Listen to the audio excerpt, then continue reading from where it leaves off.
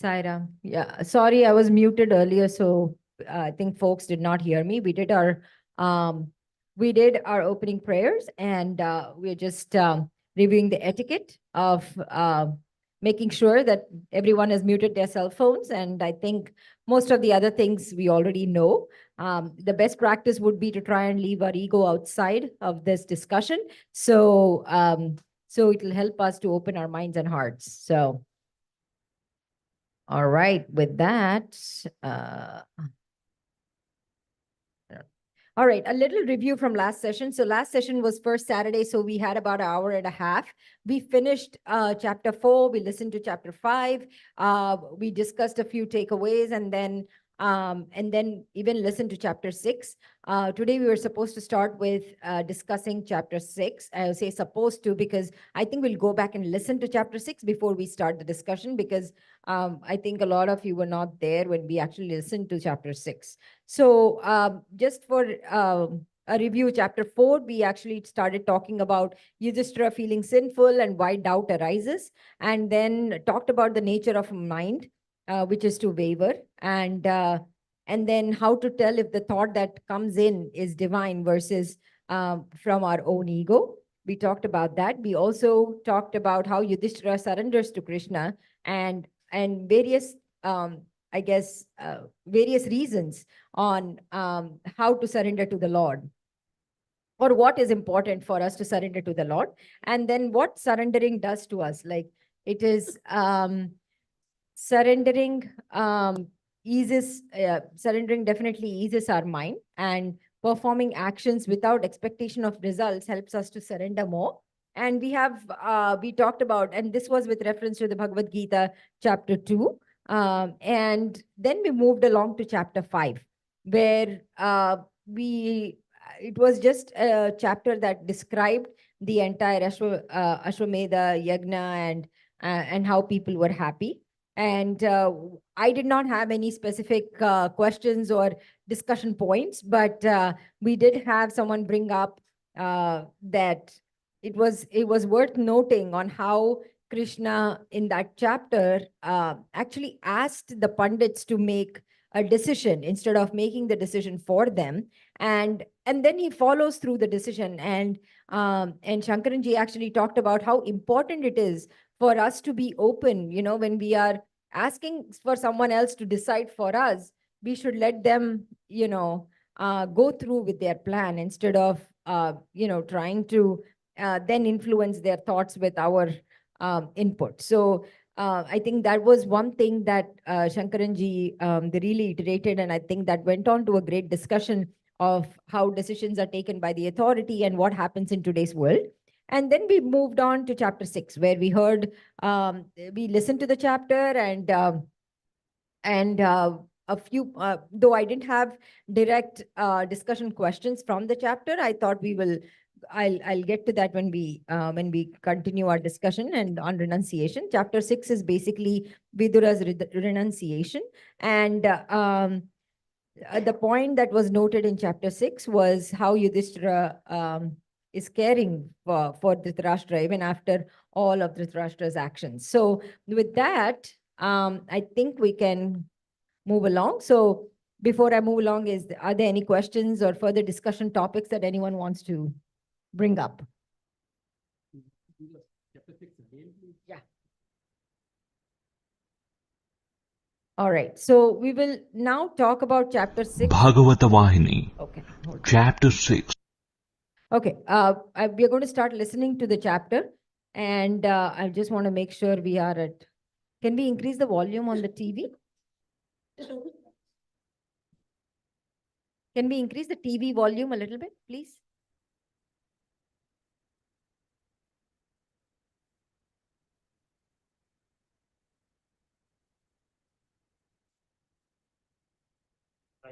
Thank you. So let's see if this works now. Mm. Yeah, yeah.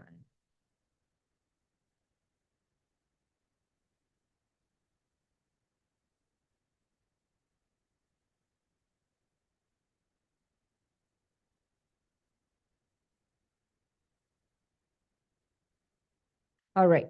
So chapter 6, I will stop the recording when the chapter is done because the recording has 6 and 7 together. So I'll be more cognizant of that today. So with that, let's start chapter 6. Bhagavatha Vahini, Chapter 6, Vidura's Renunciation. Inside the palace, Vidura inquired about the welfare of every one of his kinsmen. Then Kunti Devi, the queen mother, came in and casting her enduring looks at him said, "At last we have been able to see you, O Vidura." She couldn't say any more.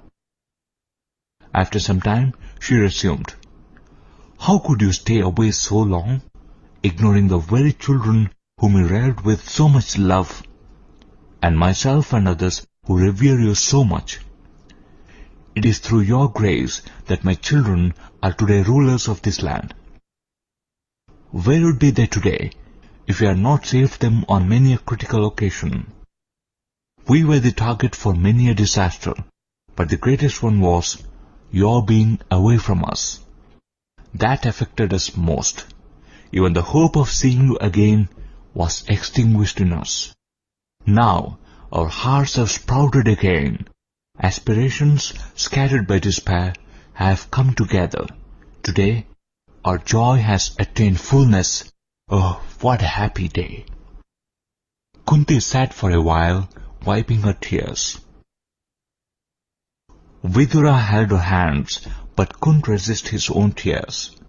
He was recapitulating the varied events of the past in the Pandava and Kaurava groups. He said, "Mother Kunti Devi, who can overcome the decrees of fate? What must happen, happens. The good and the evil that men do have to result in good and evil. How can man be called free when he is bound by this law of cause and effect? He is a puppet in the hands of this law. It pulls the strings and he makes the movements. Our likes and dislikes are of no consequence. Everything is his will and grace." When Vidura was expounding the fundamental spiritual truths that govern human affairs, the brothers Dharmaraja, Bhima, Nakula and Sahadeva were sitting near, wrapped in close attention. Kunti raised her head at last and said, "Through your blessings, O Vidura, we won the war, but were powerless to save the lives of the sons of Draupadi and the son of Subhadra. Misfortune haunted us so strongly. Of course, as you said, no one can escape one's destiny. Well, let the past be forgotten. It is meaningless to worry over what cannot be set right. I must say, my thirst has now been considerably relieved. I could meet you at last. Where were you all this time? Tell us." At this, Vidura replied that he had been on a pilgrimage to a number of holy places. The brothers listened with rapt attention to his story, prodding him with questions. Dharmaraja said often that he was waiting the day when he too could go through all those holy experiences. He folded his palms in reverence whenever a holy shrine was mentioned, and with closed eyes he pictured to himself the sacred spot. Meanwhile, Bhima interjected, "Did you proceed to Dwaraka? Please tell us your experiences there." Dharmaraja too added, "You must have met Lord Krishna there, isn't it? Tell us all that happened in full detail." Kunti Devi too became eager to hear his description, for she said, "Tell us, my son is there now. You must have met him too. How are they all? I hope the old parents, Nanda and Yashoda, are well, and Devaki and Vasudeva?" A shower of questions fell on Vidura even before he started talking. Vidura was not over-eager to answer. He talked as if he was anxious to avoid being drawn into the topic, for he had learned from Uddhava while on the way to Dwaraka that Yadava clan had perished and Krishna had closed his human career.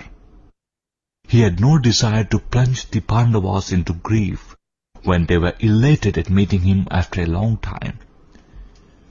Why should I, who have given them so much joy, be myself the cause for wiping off that joy?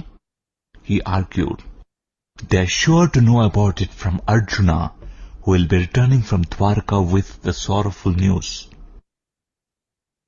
So he swallowed the news that popped up quite often into his mouth.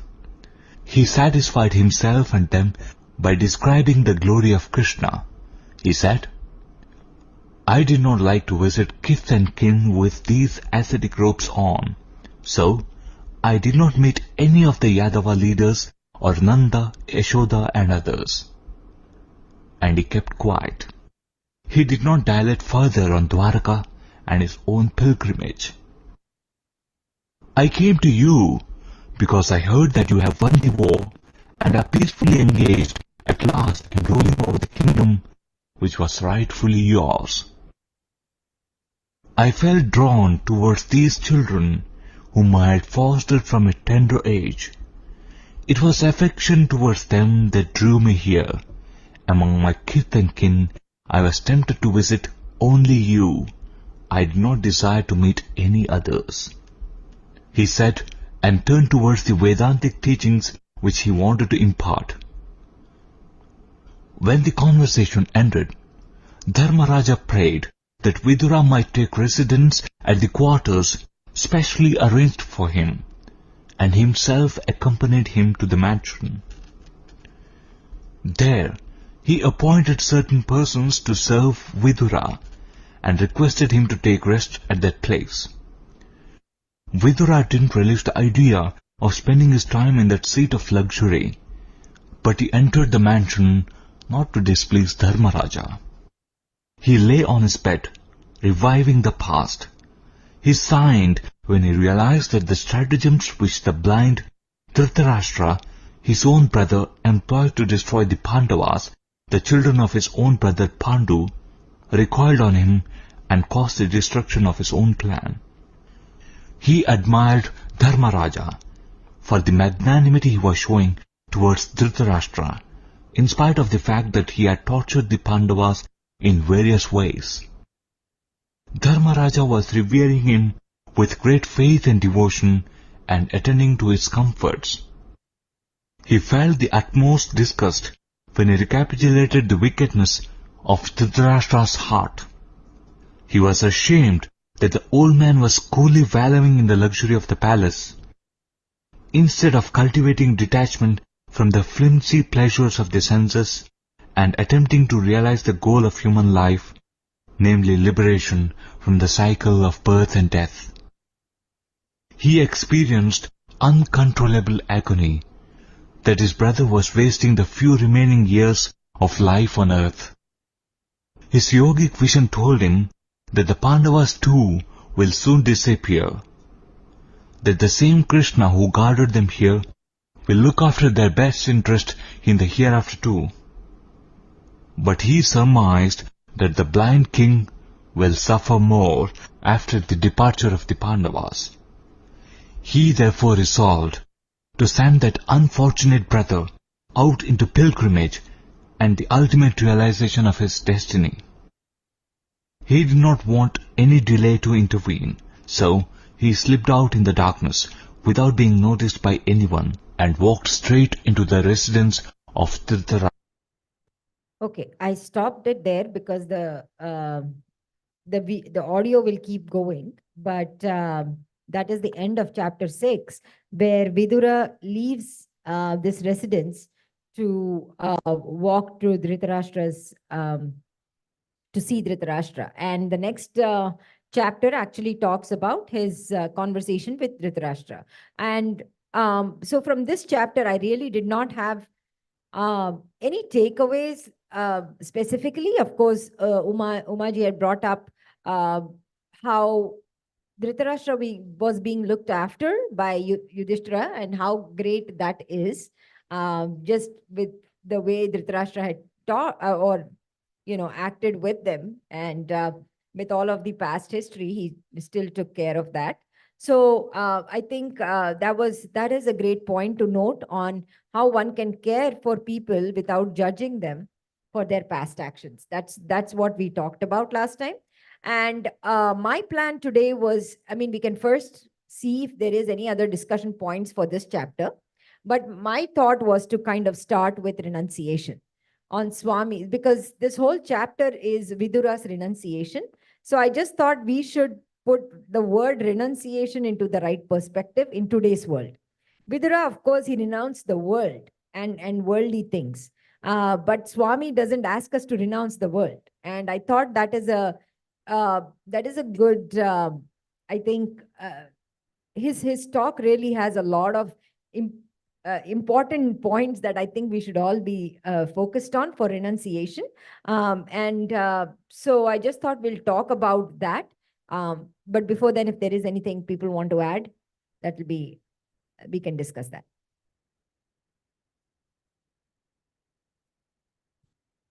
I was just looking at in this previous one where Vidura is, I mean, he is very particular that he doesn't disappoint the people by going and revealing something.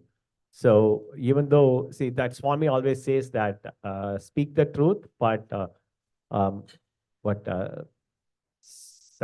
Satyam, I'm forgetting that Sanskrit verse. That's what. But No. The speak the truth, but speak obligingly. I mean that. So I was reminded of that Vidura's action. So if it is unpleasant truth, it's better not to reveal it. So it's better to keep quiet than to reveal that. Priyam, Satyam Priyam, it will come like that, but I don't remember exactly that verse that Swami used to say. So I was reminded of that, Vidura's action. That is so I think we should also be kind of cognizant of what we say, when we say, to whom we say. Yeah. If it is unpleasant, better not to say. Right. And if they may come to know later. Right. Absolutely.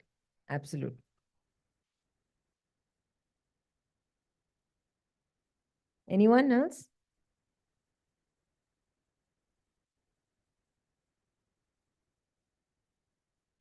I feel that when Vidura left the whole thing, he knew what was coming probably. And he left the whole thing. And that was the biggest renunciation I feel he must have felt. He doesn't want any part of all that was going to happen. So, he did not want any sides to take either. The best renunciation which he did was exactly just, I'm going to the pilgrimage, which is acceptable in that country, anytime, anywhere. I'm going to the holy places. But that was renunciation, I feel, basically. And that even we can use it in our life, this life right now. If there is a situation like that, could be a smaller situation, we can just step back from it. We don't have to take sides. We can just quietly step back. If you can't do anything, you can't change the situation, then it would be a kind of renunciation. That's what I would feel.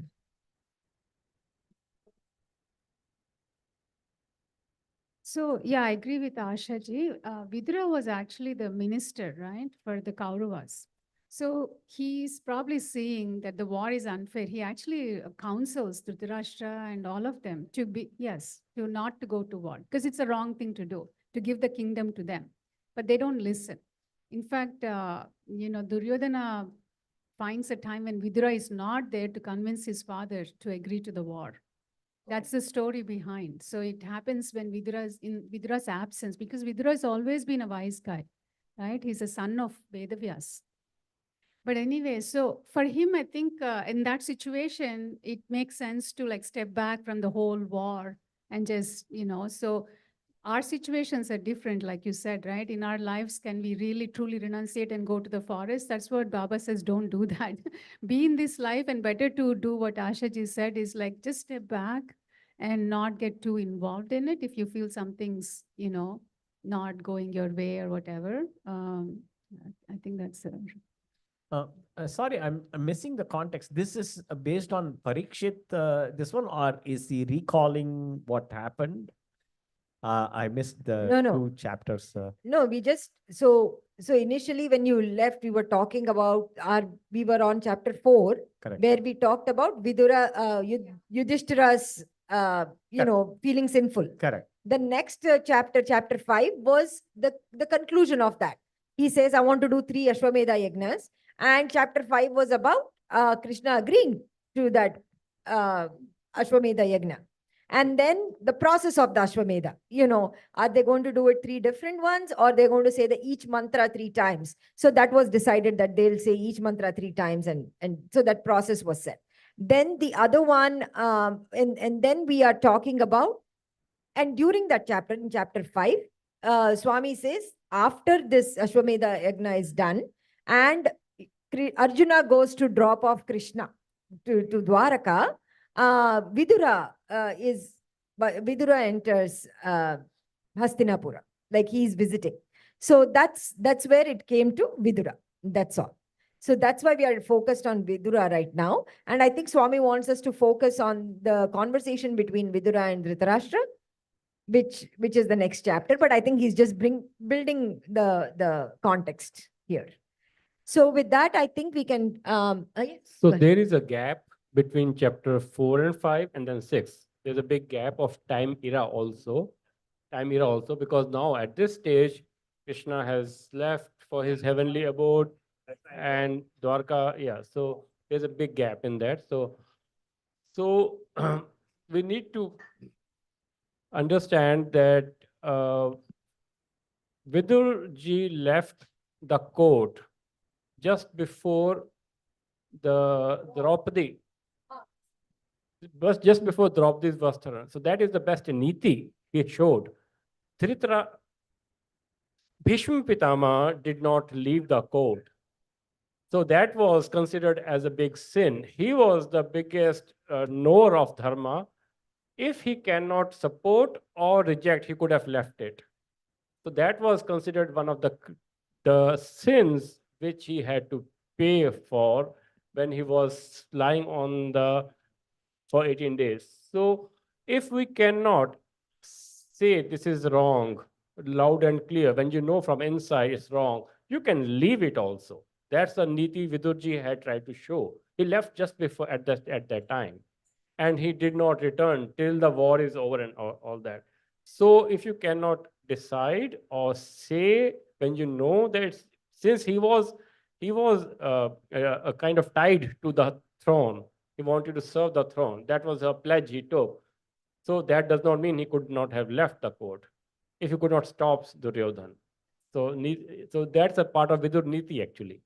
So Question I have, this has Kunti already asked Vidura about Krishna already? No, not yet. Have you met Krishna? And he doesn't answer that question. I think that is a very important point. I think the lesson that we can learn, there is something in that, and that is if we cannot tell the truth, of course, hold the, keeping the truth, and that's a big lesson there. But very carefully, the other thing I saw was he does not lie, because they were very specific questions. Did you see Krishna? And he cannot lie, but he said no, in this robe and things like that, I don't want to be visiting there, so I didn't meet any of the kith and kin, he says. Yeah.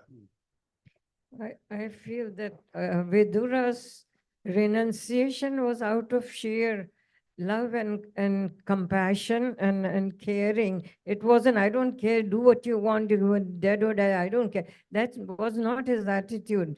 But it was more out of kindness that he can't see what's happening. It was so bad as that. And he had given all the advice. Nobody heard him at all, right? So he said, okay, let's go, just that's it. So I feel it was a renunciation out of care for them, out of his compassion for the whole family, and not that he didn't care for them. I give it a very positive perspective to his renunciation. And maybe we can use it for our own self, even if it's a situation like that, and you really can't do anything, you're better off just step back and let things take its own way, right?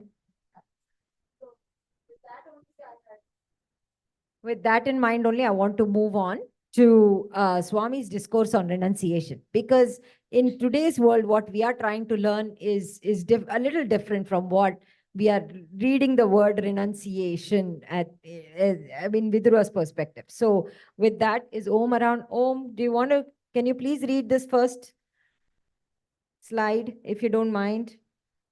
If it is too many words, you don't have to say those words in Sanskrit, okay? You say only the English ones, which is fine. Yeah.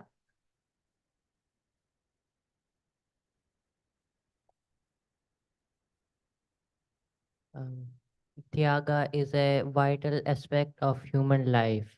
Someday or the other, either he will have to give up worldly goods or they will leave him. When he has no spirit of renunciation, the world may compel him to give up things. This cannot be avoided. What is it that is to be renounced?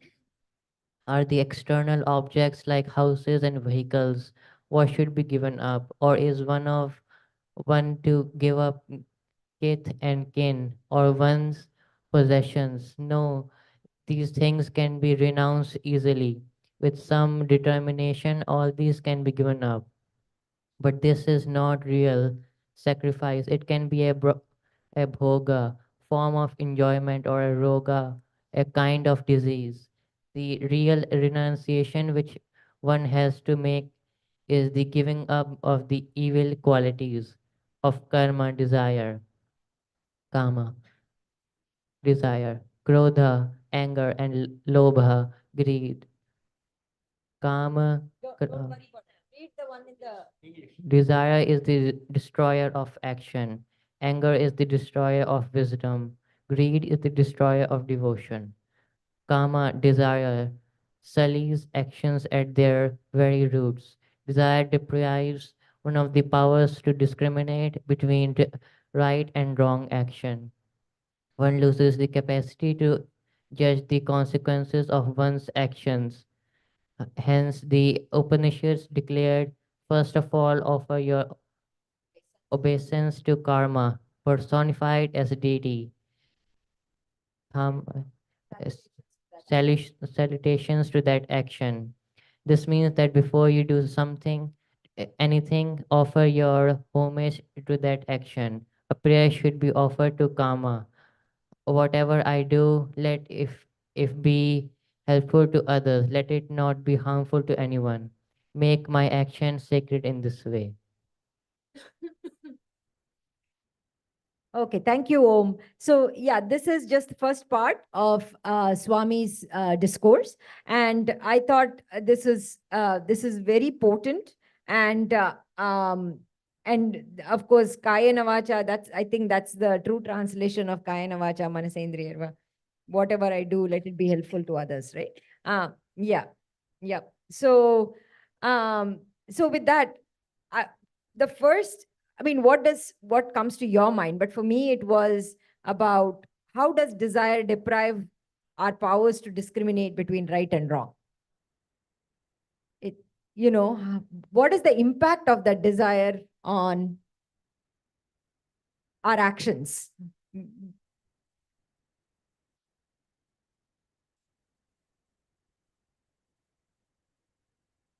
Okay, no. No, I am. Okay, Sairam. If I can relate to what we have gone through, the desire to be here, okay? So desire is the destroyer of action, okay? With that action we took like 2.5 hours ago from home. And all the way thinking, why are we doing this? The desire, right? To be, I guess. to be at a study circle or bhajan or center program. So then, yes, anger comes. And then there is no wisdom there, you know. Though the mind says, no, you should not be getting angry. It's not our control, accidents happening, traffic. And the exit we took to this George Washington, whatever. And there is one car just in front of, he came and he is putting on the blinkers and going in, 2 miles an hour. Come on, give me a break. Already 2 hours on that, whatever, we came through Monitor Merrimack. Usually the other side is even worse.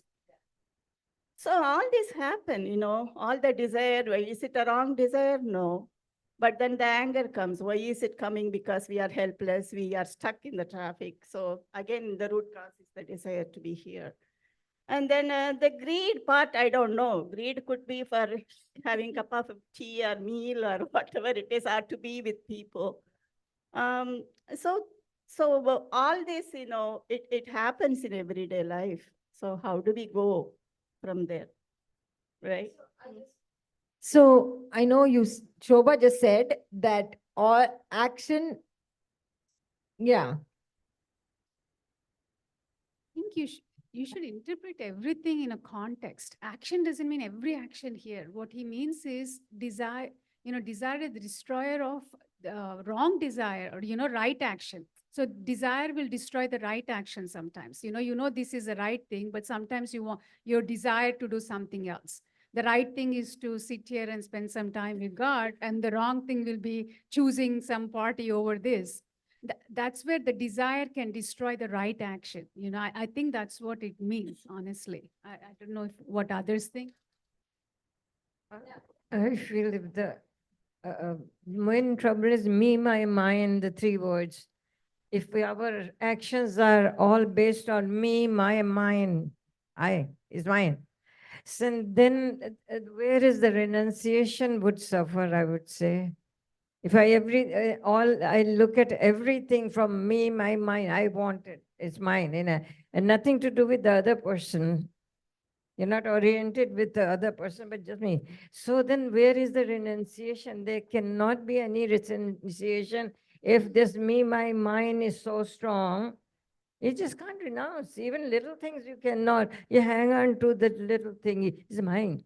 Hey, you see that this is, I feel, that affects.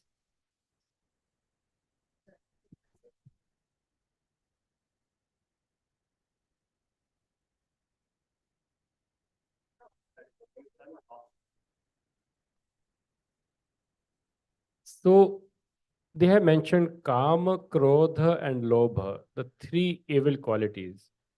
So Kama, the synonym of Kam, they have taken as desire. So it is not those sacred karmas we do. That is specifically the other kind of desires they are talking about. They're not talking about all the desires. That's why they have mentioned below, a prayer should be offered to karma. Whatever I do, let it be helpful to others, let it not be harmful to anyone. Make my actions sacred in this way. So when they are talking about desire is the destroyer of action, they are not talking about all the desires. If it is that's why they have suggested to offer a prayer that my this thought and my karma should be positive, should lead to be of help to others and not to be harmful to anyone. So that they're not talking about all the desires. So like if there is no desire to come here, to a study circle, how would you do the action? So it's not in all perspective. It has to be taken in different context, as Shobhaji has mentioned. Yeah. Sairam, I think, desire. I mean, desire, as you say, I mean, desire is kind of a weak word, actually, because it can mean different things in different things. contexts. Because this is English language. Correct. So we are not exactly saying, there are multiple definitions. So here, for example, in this example that Umaji said, of being here to attend the study circle and maybe the whole Sai program, okay? That is a desire. You can call it a desire, you can call it a goal, because you don't want to miss a Sai program, okay? Yeah. So that's a very lofty goal. So Yeah, you cannot equate it to desire of, I mean, it's not like in the negative connotation. It's a very lofty thing. So when that happens, when there are obstacles and challenges that happen, that come in the way towards you not being able to achieve that, then naturally frustration comes. So at that time, the only way to handle that is to surrender, because there is really nothing you can do. When somebody going in front of you at 5 miles an hour, you cannot do anything in a single lane. What can you do? So I think Yeah. surrender is the. Yeah. Can I? Yeah, karma by itself, it's not all that it is attachment based, the thing. So it is, that desire is very different from, it is attached to body, it is attached to mind, it has nothing very, positive over it. That's the real word of karma. It is not desire related to that.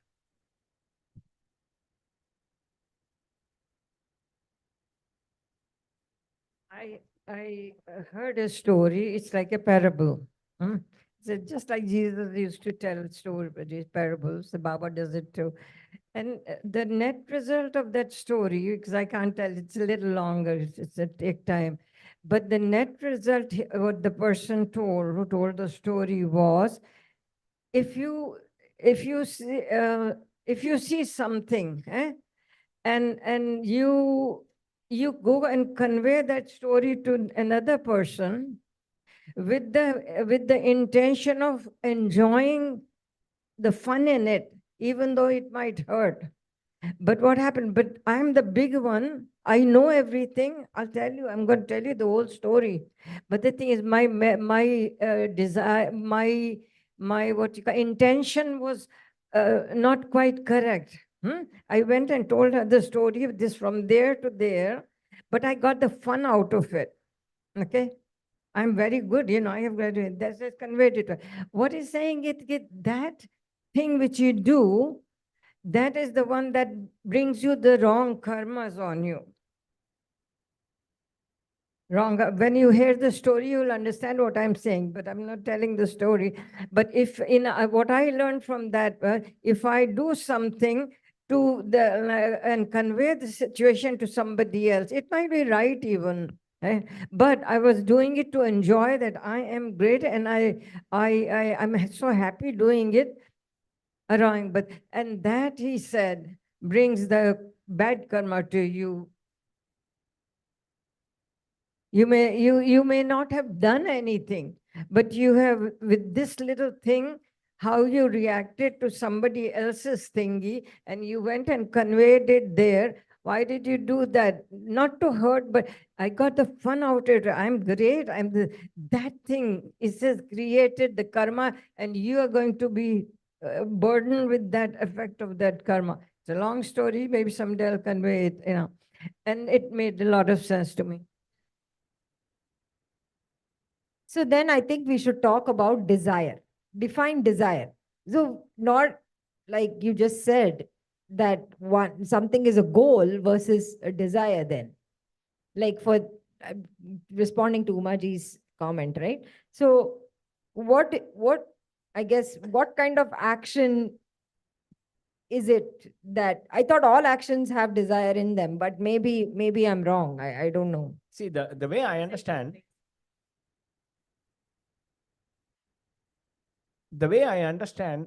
whether you call it desire or ambition or goal, okay, you have something, and then you work towards it. But the path that you are taking to reach that may not happen. Be open to that.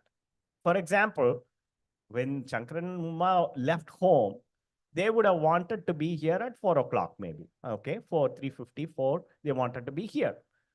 But so they started in time and was going. But then all challenges came. That did not happen. When that doesn't happen, just accept it. Accept it, because you don't have a choice. You just accept it. And then that's where the moment you have an expectation to be here on time at 4 o'clock, and you're not able to meet it, you get the disappointment and frustration and anger and all those things. So when it is for sure that it is not in your control, just accept it. and then surrender, because that is the only way out. Now, one thing I want to say is you are talking about desire and karma, and desire leads to action. And the thing is, any action has consequence. Every action has that's the karma theory. So in fact, later in that chapter of where Vidura talks about it, you know, he talks about this action, and every action will lead to. So everybody in this world, whether they is a good person or a bad person, they are performing some action. I mean, the actions may go to lead to good or bad, good action or bad action, good lead to good, and you will have to face the consequences. So the point is, anything that you desire is going to lead to an action. Action is going to lead to karma. So we have to live with that, and that is how it is designed. And in fact, in that chapter, Vidura talks about this thing, and he says, yes, this is going to happen, and you will have to face it. That's Yeah. how it is written. Yeah, absolutely. If you're trying to think of whether we should choose a desire, maybe we can focus on want and need. So if there is something that we really need in our lives, then I think we need to cultivate the desire or goal or whatever. And something you just want, you may want it, but don't pursue it, because that's not what we should chase for. But there are a list of things that we really wanted. If it's lying somewhere, it's coming easy to you, take it, but don't have to go for it. But if there is something that you really need in life, like helping others or, so that you should develop a desire if you have to. That's how I try to discriminate. Thanks.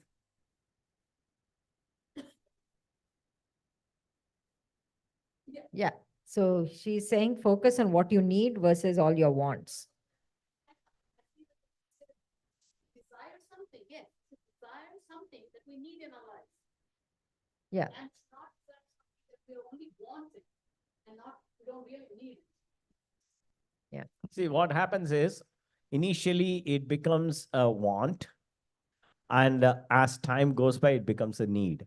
So Yeah. that want and need keeps changing.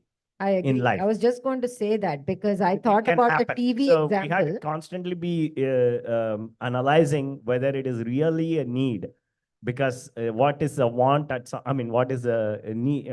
Want at some time becomes a need because of societal pressures, maybe because of what we are Because growing of up. the way the world is going as well. GPS, God's position Exactly. system. Like you sit and ask God. Yeah, that's a great point. Do I need it? Do I want it or need it? If we are not able to realize whether it's our want or a need, that's when I guess we need to either meditate or, ask the guidance. See, that's why if you look at Vidura's action, Vidura was in a palace situation. Okay, when you renounce, why would you renounce? One thing, in this case, he didn't want to take sides. He felt if he continued to stay there, he would be forced to take a side. And he didn't want to do that. So he renounced. But look at this, his actions. So he is giving up what was considered to be a need. He's giving up all that because he considers those as wants. See, when you renounce, and for example, if a person decides to renounce and go to Himalayas, he is going to, whatever was a need at that point when you're living, you need a shelter, you need electricity, you need all that. So all those were needs, but you're willing to give up because you consider them as wants when you renounce. So that need can be considered a want if you are really determined to renounce. So that strength to renounce is really very, very strong. If that strength is there, then we can convert that need to a want and then give up. Yeah, I think, we are not on that chapter, but the point is, any time. Reading ahead and bringing up all my chapter topics, please go ahead. No, I'm just kidding. Any time that we are attaching a desire to thinking I am this body. And, So that's, so that is what is, all these things you're talking Attachment. about, want becoming need. So the want, I don't know how to say that, but essentially you have to get out of that and to say that, hey, this is a temporary thing, Yeah. and then your needs will actually get reduced.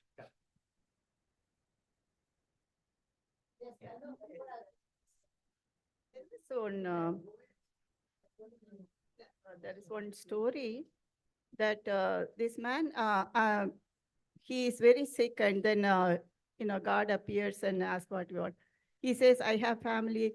I don't want anything, but I need to provide for my family. I need money. He says, okay, I'll give you money, but you cannot use it. Okay. But then he said, what do I do with it? I want to help. He said, yes, you can help, but you cannot help your family, but give it to charity. He doesn't want to do that. No, no, no, no, no. This is for my family. I have to take care of them. See, and then it is because he can say whatever it is, but everything, like Asha was just saying, it is me, mine, mine.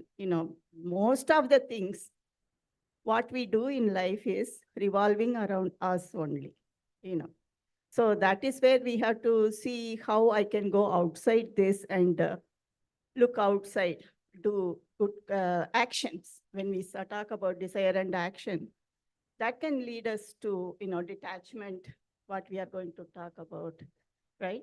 The only desire is desire for God. We talked about it before also.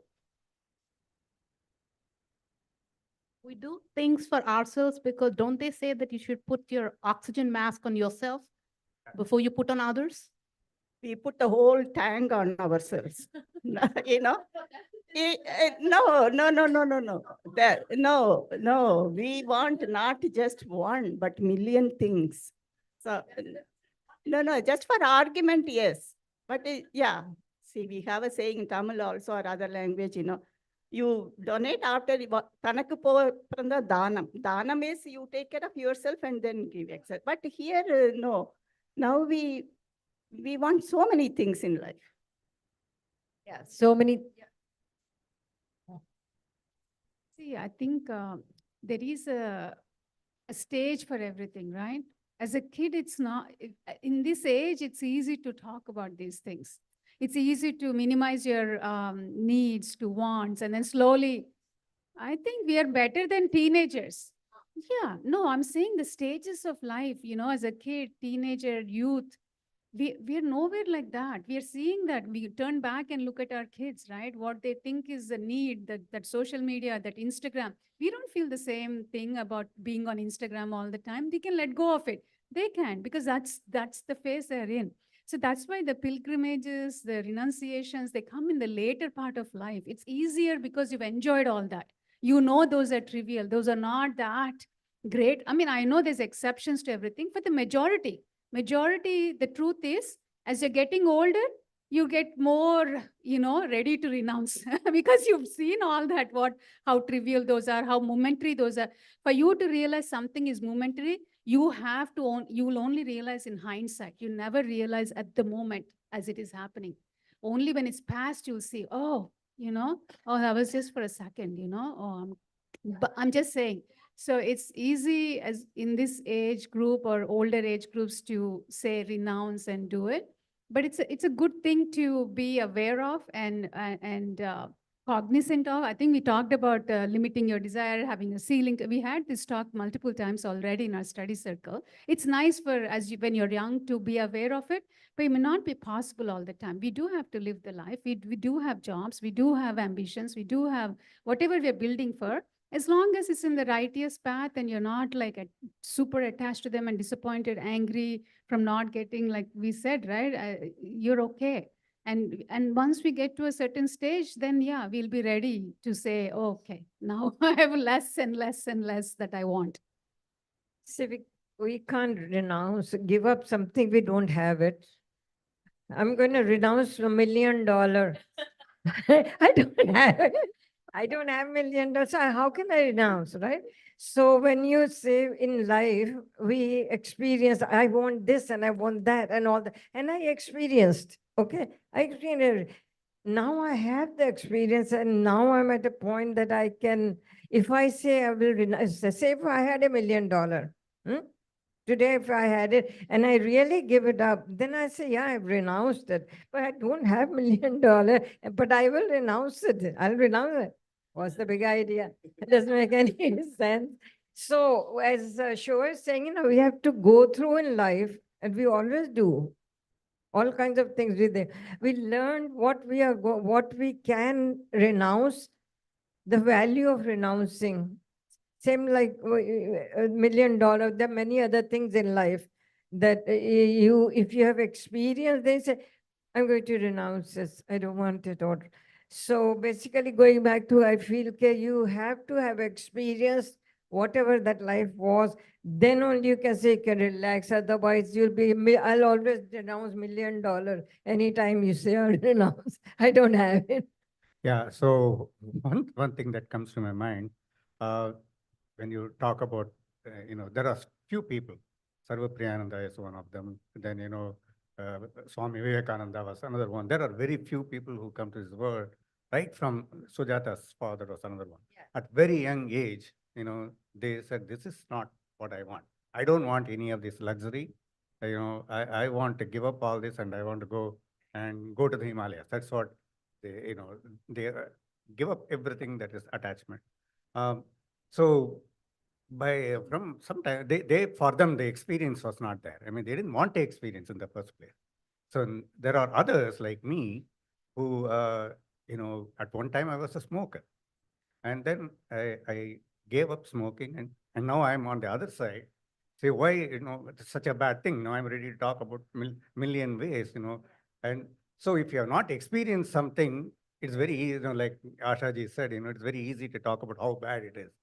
So but to experience and then give up, is even more tough. And Correct. I think that gives you. I We are fortunate to be in that position. Yeah. So I think we should be able to easily practice renunciation. Very nice. So I just want to also, I had a thought now, it's gone. So obviously not something that is going to last, like Asha ji said. But anyway, I also wanted to actually bring up the whole idea of um, renunciating. I mean, the word renunciating is very, I guess it's traditional word of just giving up. So what Shankaranji said just now about giving up something that you know was bad for you or bad in terms of what you are doing, that is something that takes a lot of our effort and determination. So those are things I think we can talk about, because that is lessons learned if you have really achieved it. Because you fail and fail and fail, and then you come back to it. Like me getting up in the morning. I mean, I always fail. Doesn't mean this has nothing to do with renunciating, but I mean, I could renunciate some sleep, but it doesn't work that way. So that but my point is that that is the kind of process I think that we should even focus upon, because those are the real wins in our lives that we have achieved all the way. So again, just a note, but I wanted to move on. Do we have time? Okay. I just wanted to read the next piece of this. So, Om, do you want to read this?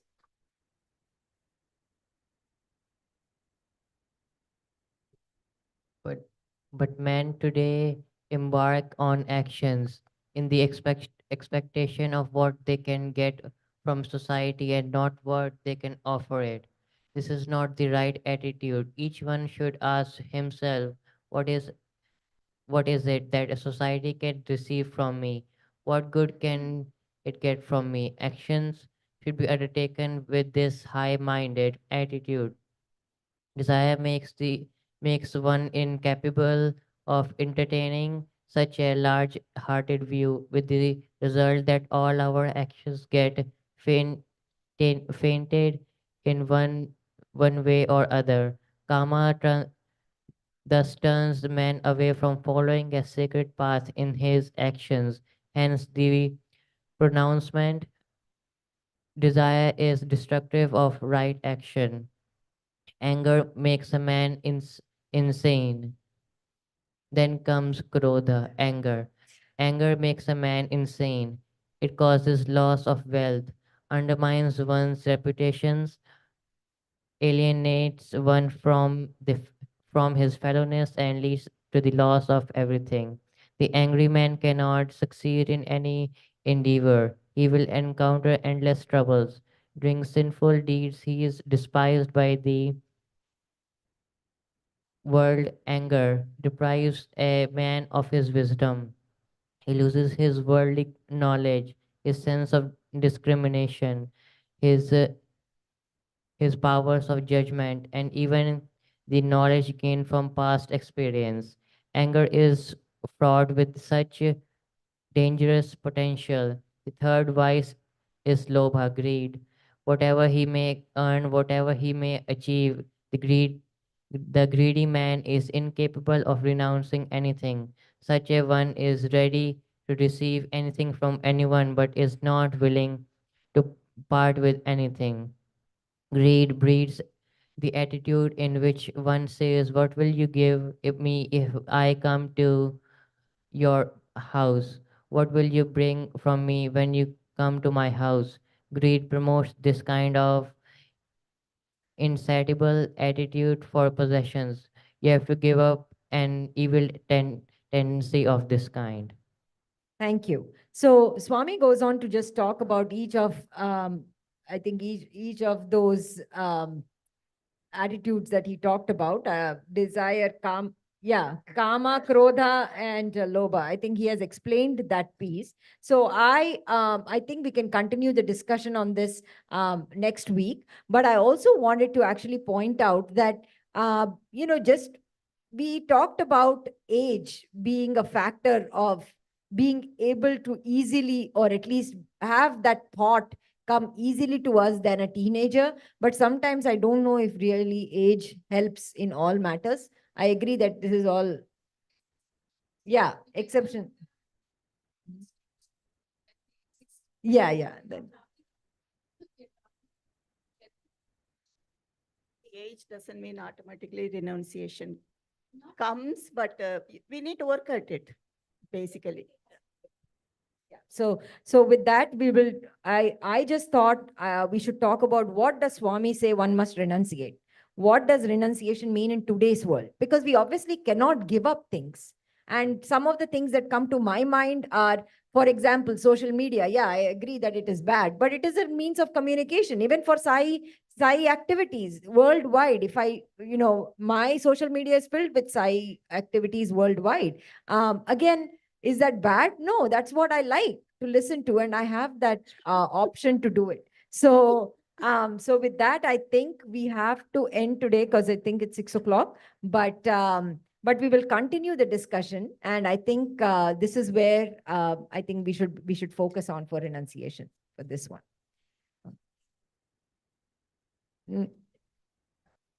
Asha ji, you don't have to renounce sugar. Okay. Thank you for your participation today. And let's end with Om and Three Shantis. Om Shanta Shanta Shanti. Thank you all.